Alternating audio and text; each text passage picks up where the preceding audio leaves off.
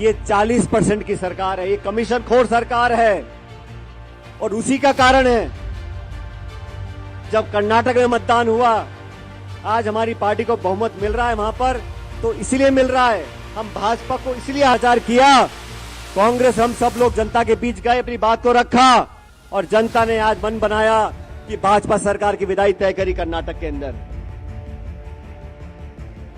मैंने 3-3.5 साल तक इंतजार करने के बाद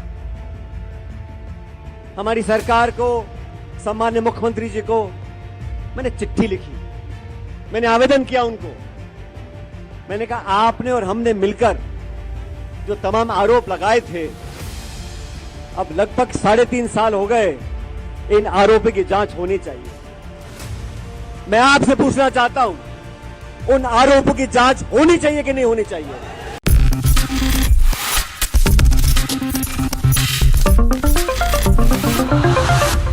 राजस्थान में साल के अंत में विधानसभा चुनाव होने जा रहे हैं और इन विधानसभा चुनाव से पहले कांग्रेस में जो अंदरूनी कलह मची हुई थी वो जग जाहिर हो चुकी है।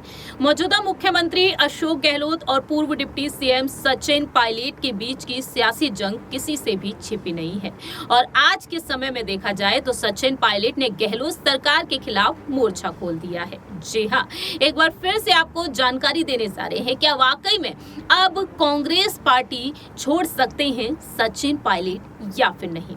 दरअसल यहाँ पर कुछ रणनीतियां हैं जिन्हें देखते हुए यहाँ पर यही जाहिर हो रहा है कि कहीं ना कहीं सचिन पायलट अब कांग्रेस छोड़ने की कगार पर है। नमस्कार, मैं प्रांशी राठौर और आप देख रहे हैं नेक्स्ट 9 न्यूज। सबसे पहले आपको बता दें कि 11 मई से 15 मई तक सचिन पायलट जन संघर्ष यात्रा निकाल रहे हैं। अजमेर वह पहुंचे, अजमेर पहुंचते ही उन्होंने हुंकार भरी और गहलोत सरकार पर उन्होंने जमकर निशाना साध दिया। ऐसे में देखा गया है कि सचिन पायलट की कुछ अलग अलग रणनीतियां हैं। सचिन पायलट ने क्या कुछ कहा इस संघर्ष यात्रा के पहले दिन, ये आपको सुनाते हैं, सुनिए जरा। का सौभाग्य मुझे प्राप्त हुआ, लगातार उस शासन में जो गड़बड़ियां थी उसका पर्दाफाश करने का काम हम लोगों ने किया था। आप सब जानते हो, ये देश, ये प्रदेश इस बात का गवाह है। वसुंधरा जी के कार्यकाल में लगातार भ्रष्टाचार हुआ, खुलेआम हुआ और वसुंधरा जी को ललकारा हम लोगों ने। हमने चैलेंज दिया, आपके पास बहुमत हो सकता है, आपके पास सत्ता हो सकती है, आपके पास शासन हो सकता है, लेकिन जनता को लूटने का लाइसेंस आपके पास नहीं है। जो आरोप उस समय लगे थे, मैंने आरोप लगाए थे अध्यक्ष होते हुए, हमारी पार्टी के तमाम नेताओं ने आरोप लगाए थे, सम्मानीय अशोक गहलोत साहब ने आरोप लगाए थे। बजरी माफिया, शराब माफिया, जमीन माफिया, लोगों के बीच में घोटाला हुआ, 40,000 करोड़ रुपए का घोटाला हुआ। जब घोटाला हम लोगों ने पकड़ा तो सारी लीज कैंसिल कर दी। लेकिन लीज कैंसिल करने से अपराध कैंसिल नहीं होता। हमने सीबीआई की जांच की मांग करी, सीवीसी की मांग करी, सीएजी की मांग करी।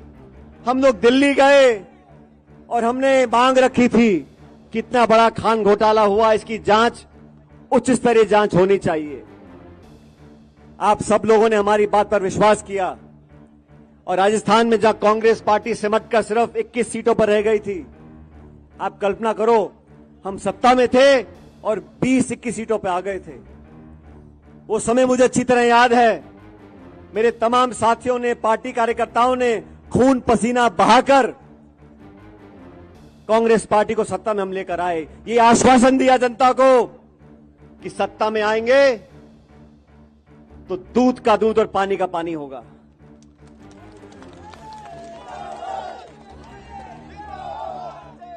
अभी 2 दिन पहले कर्नाटक में चुनाव पूरे हुए, वहां की भाजपा सरकार को हम सब ने कहा और सही कहा कि ये 40% की सरकार है, ये कमीशन खोर सरकार है।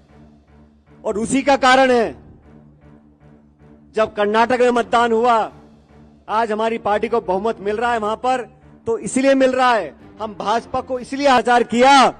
कांग्रेस, हम सब लोग जनता के बीच गए, अपनी बात को रखा और जनता ने आज मन बनाया कि भाजपा सरकार की विदाई तय करी कर्नाटक के अंदर। मैंने 3-3.5 साल तक इंतजार करने के बाद हमारी सरकार को, सम्मान्य मुख्यमंत्री जी को मैंने चिट्ठी लिखी, मैंने आवेदन किया उनको।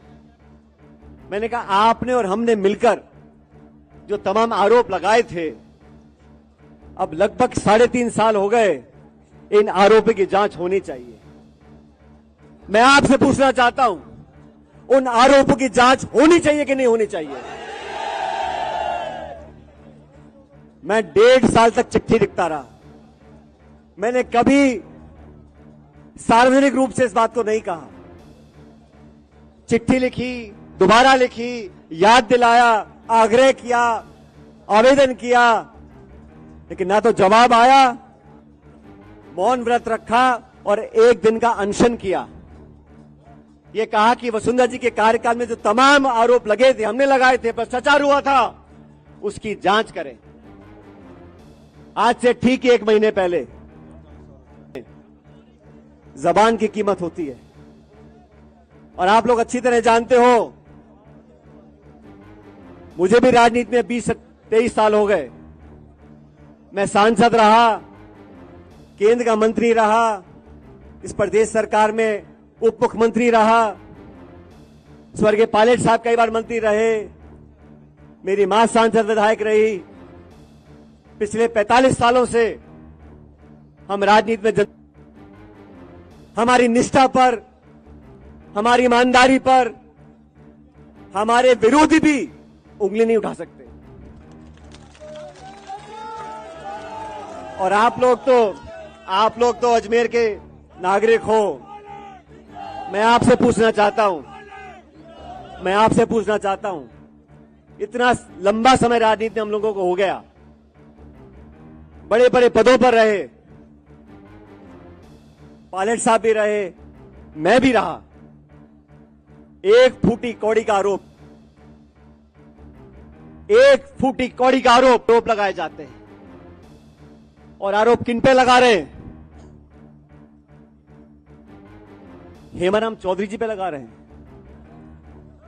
जो इंदिरा जी के समय जेल गए, जो 6 बार विधायक रहे, मंत्री रहे।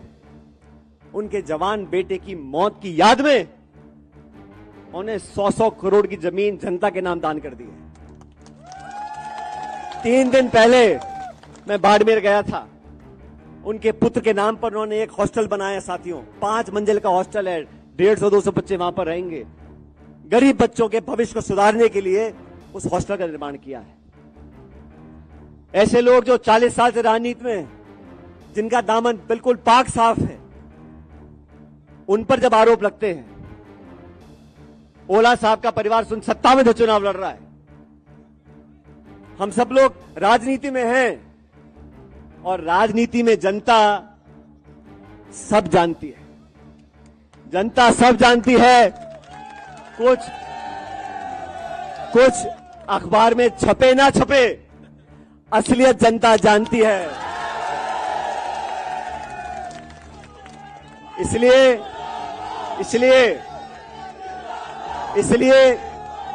इस राजस्थान के अंदर, इस देश के अंदर हमारे समाज जवानों, आने वाला भविष्य आप लोगों का है।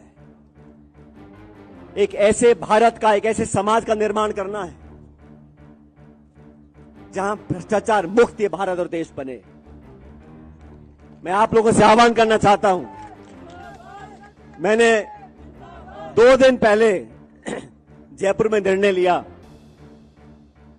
और निर्णय लेने के बाद मुझे बहुत लोगों ने कहा, अरे क्या सचिन पायलट जी, आप पैदल चलना चाहते हो, 100-100 किलोमीटर चलना चाहते हो, मई का महीना है, आग बरस रही है।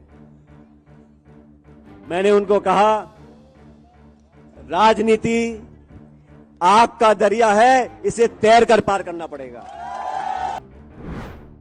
आपने सुना कि किस तरीके से सचिन पायलट साफ तौर पर कहते हुए नजर आए हैं कि उन्होंने राजस्थान की पूर्व मुख्यमंत्री वसुंधरा राजे जी को भी ललकारा, तो वहीं अब गहलोत सरकार के खिलाफ उन्होंने मोर्चा खोल दिया है। दरअसल उनका अहम मुद्दा रहा है यहाँ पर भ्रष्टाचार और पेपर लीक का मामला।